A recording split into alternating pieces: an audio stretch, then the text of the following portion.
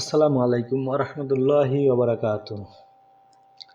আজকে আমি এই ভিডিওতে আলোচনা করব ইলেকট্রিক্যাল ইঞ্জিনিয়ারিং এর কিছু গুরুত্বপূর্ণ প্রশ্ন। কারেন্ট কাকে বলে? পরিবাহী পদার্থের মধ্যকার মুক্ত ইলেকট্রন সমূহ একটি নির্দিষ্ট দিকে প্রবাহিত হওয়ার হারকেই কারেন্ট বলে। ইহাকে আই দ্বারা প্রকাশ করা হয়। এর একক এম্পিয়ার অথবা কুলম্ব বা সেকেন্ড। ভোল্টেজ কাকে বলে? পরিবাহী পদার্থের পরমাণুগুলোর মুক্ত ইলেকট্রন সমূহকে স্থানচ্যুত করতে যে বল বা চাপের প্রয়োজন, সেই বল বা চাপকেই বিদ্যুৎচালক বল বা ভোল্টেজ বলে। একে ভি দ্বারা প্রকাশ করা হয়। এর একক ভোল্ট। রেজিস্ট্যান্স। পরিবাহী পদার্থের মধ্য দিয়ে কারেন্ট প্রবাহিত হওয়ার সময় পরিবাহী পদার্থের যে বৈশিষ্ট্য বা ধর্মের কারণে উহা বাধাগ্রস্ত হয়, উক্ত বৈশিষ্ট্য বা ধর্মকেই রোধ বা রেজিস্ট্যান্স বলে। এর প্রতীক আর। এর একক ওহম। ট্রান্সফর্মার।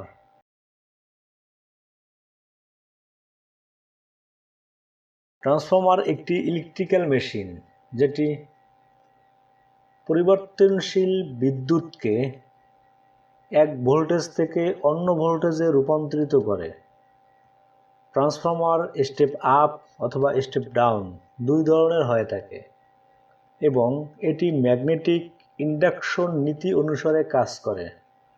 ট্রান্সফর্মারে কোনো চলমান অথবা ঘূর্ণায়মান অংশ থাকে না।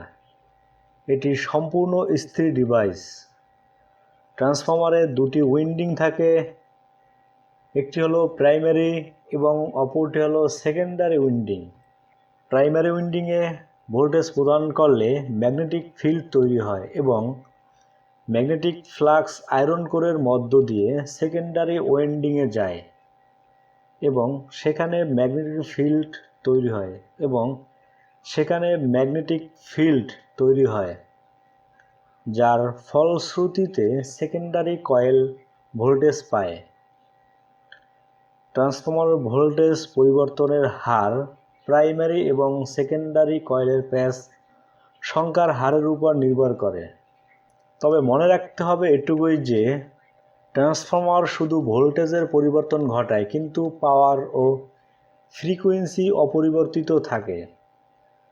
পাওয়ার ঠিক থাকে বিধায় তাই ভোল্টেজ পরিবর্তনের জন্য কারেন্টেরও পরিবর্তন হয়।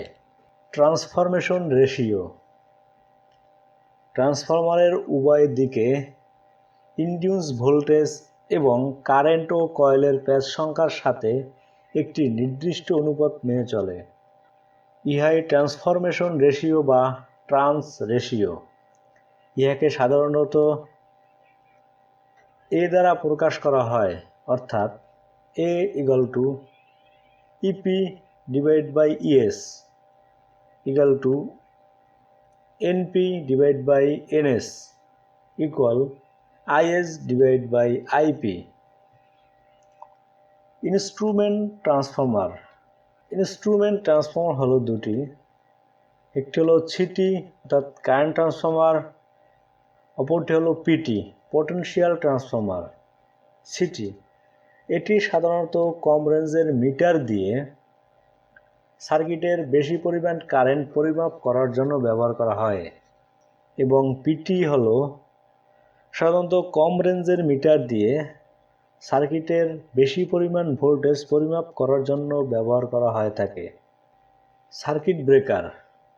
সার্কিট ব্রেকার হলো একটি বৈদ্যুতিক সুইচিং ডিভাইস যেটি দ্বারা ইলেকট্রিক্যাল সার্কিটকে সাপ্লাই হতে সংযুক্ত ও বিচ্ছিন্ন করা হয়।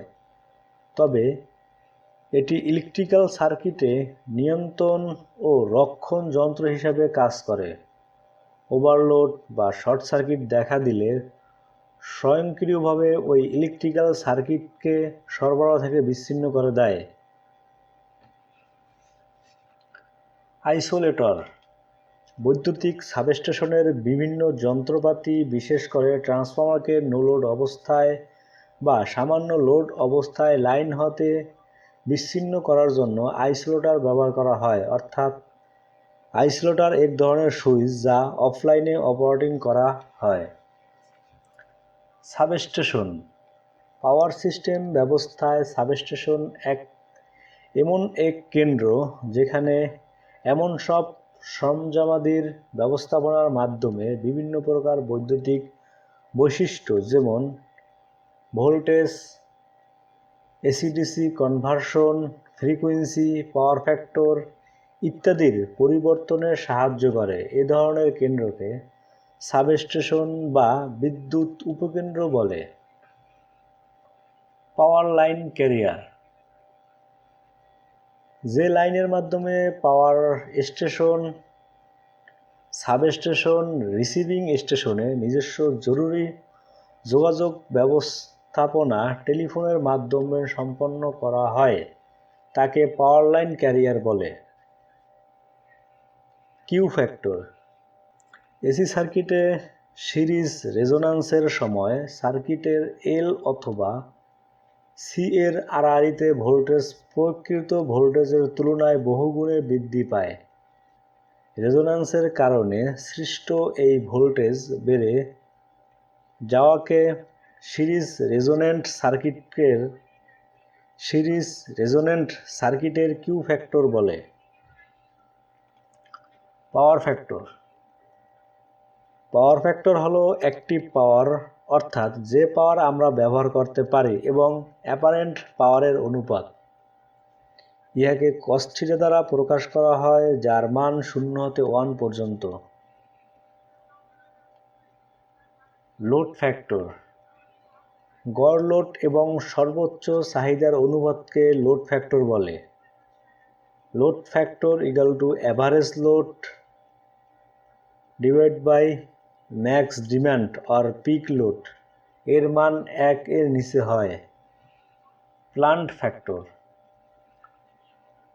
কোনো পাওয়ার প্ল্যান্টের গড় লোড এবং নির্ধারিত রেটের ক্যাপাসিটির অনুপাতকে প্ল্যান্ট ফ্যাক্টর বলে। Plant factor average load rated capacity of the plant. Rated capacity of the plant. Demand factor প্ল্যান্টের সর্বোচ্চ চাহিদা এবং সংযুক্ত লোডের অনুপাতকে ডিমান্ড ফ্যাক্টর বলে। Demand factor max demand divide by connected load.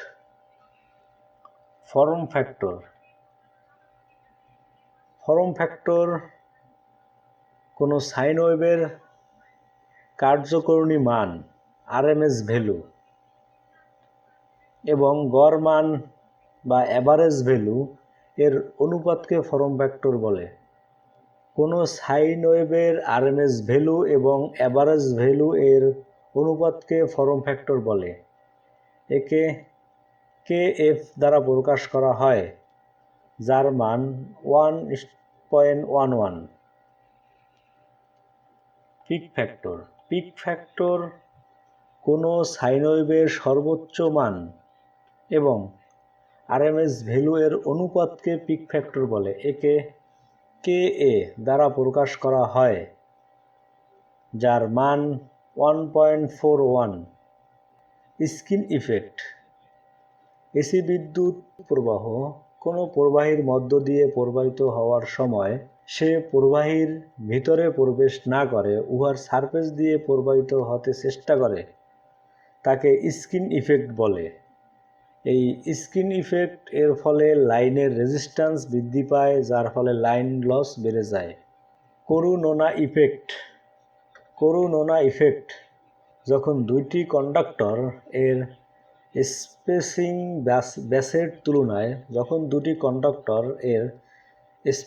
ব্যাসের তুলনায় বেশি অবস্থায় রেখে তাদের আড়াআড়িতে এসি ভোল্টেজ প্রয়োগ করে ধীরে ধীরে বাড়ানো হয়, তখন একটি পর্যায় আসে। এই বিশেষ পর্যায়ে কন্ডাক্টরের চারপাশে বাতাস ইলেকট্রোস্ট্যাটিক স্ট্রেস হতে আনয়িত হয় এবং বাতাসের ইনসুলেশন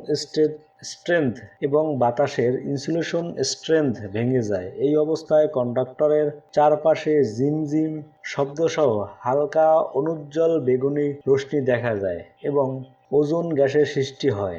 এই অবস্থাটিকে করুণা নামে পরিচিত। এই অবস্থাটি হলো করুণা নামে পরিচিত। Proximity effect. সমান্তরাল দুইটি পরিবাহীর কারেন্ট যদি পরস্পর বিপরীতমুখী হয় তাহলে উভয় পরিবাহীর নিকটবর্তী অংশে কারেন্ট ডেনসিটি বেড়ে যায়। আবার একমুখী কারেন্ট হলে দূরবর্তী অংশে কারেন্ট ডেনসিটি বেড়ে যায়। এই ঘটনাকেই প্রক্সিমিটি ইফেক্ট বলে। ইহার প্রভাবে অসম কারেন্ট প্রবাহিত হয়, লাইনের রেজিস্ট্যান্স বৃদ্ধি পায় এবং সেলফ রিঅ্যাক্ট্যান্স এর মান কমে যায়। ফ্যারান্টি ইফেক্ট। মিডিয়াম বা লং ট্রান্সমিশন লাইনে ওপেন সার্কিট বা লোড শূন্য অবস্থায় কিংবা অল্প চলার সময় প্রেরণ প্রান্ত অপেক্ষা গ্রহণ প্রান্তের ভোল্টেজের মান বেশি হতে দেখা দেয়।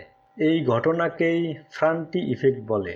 মিডিয়াম বা লং ট্রান্সমিশন লাইনে ওপেন সার্কিট বা লোড শূন্য অবস্থায় কিংবা অল্প লোড চলার সময় প্রেরণ প্রান্ত অপেক্ষা গ্রহণ প্রান্তের ভোল্টেজের মান বেশি হতে দেখা দেয়। এই ঘটনাকেই ফ্যারান্টি ইফেক্ট বলে। Auto transformer. অটো ট্রান্সফর্মার এমন একটি ব্যতিক্রমী ট্রান্সফর্মার যার মধ্যে কেবল একটি উইন্ডিং থাকে।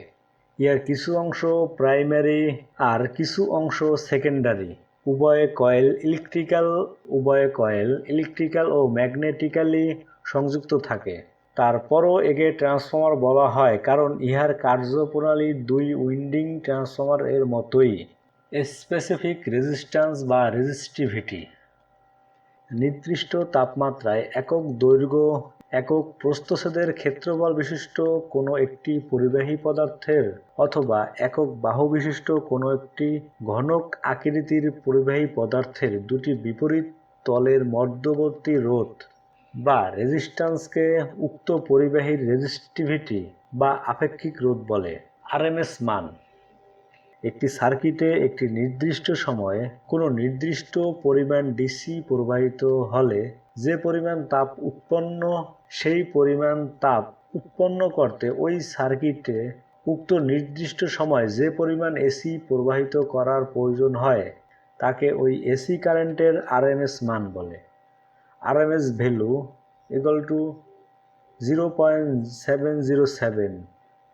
Resonant frequency.